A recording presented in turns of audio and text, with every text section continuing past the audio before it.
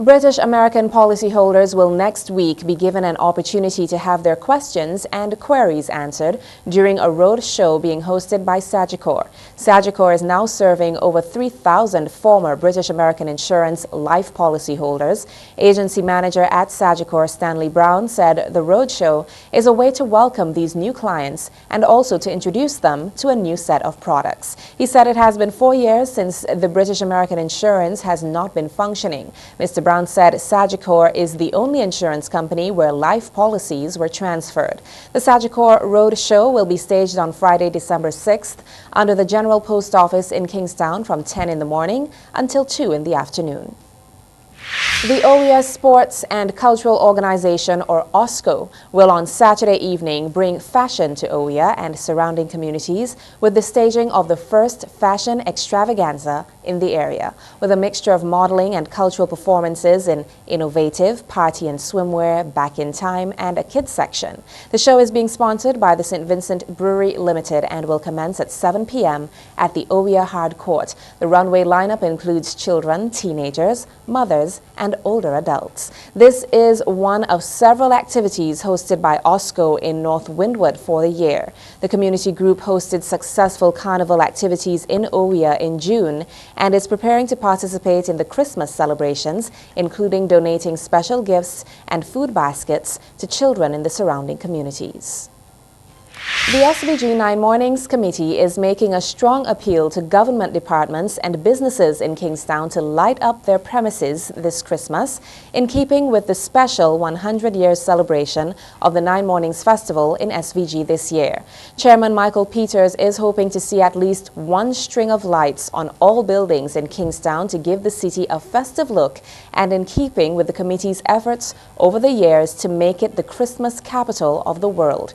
Peters says earlier this year, the committee wrote to the various business places in town encouraging them to place 100 lights for 100 years on their buildings. He said this year over 10,000 visitors and returning nationals are expected in the country, and it would help to further promote the festive atmosphere if Kingstown is lit up. The 9 Mornings Festival will be officially launched this Sunday, December 1st. The proceedings will start at 6 p.m. with a street parade, followed by the lighting of Heritage Square, and the SVG 9 Mornings Committee is hoping that the government offices and business places will also turn on their lights on Sunday as well. The 2013 9 Mornings Festival is being held under the theme celebrating 100 years of a unique Vincentian tradition. World AIDS Day will be commemorated on December 1st under the theme Getting to Zero, Zero New HIV Infections, Zero AIDS-related deaths, and Zero Discrimination. The Ministry of Health, Wellness and the Environment, in collaboration with its partners, will be hosting 2 health fairs to commemorate World AIDS Day 2013, entitled The Zero Zone. Friday, November 29th, 2013, the Caribbean HIV and AIDS Alliance will be conducting an event at Heritage Square. On Saturday, November 30th, a health fair at the Barrowley Playing Field. On Sunday, December 1st, another health fair at the Georgetown Secondary School grounds. It is expected that participants will leave these events with a greater appreciation for HIV and AIDS and its impact on the society as they learn about prevention strategies, HIV diagnosis, treating and caring for someone who is HIV positive.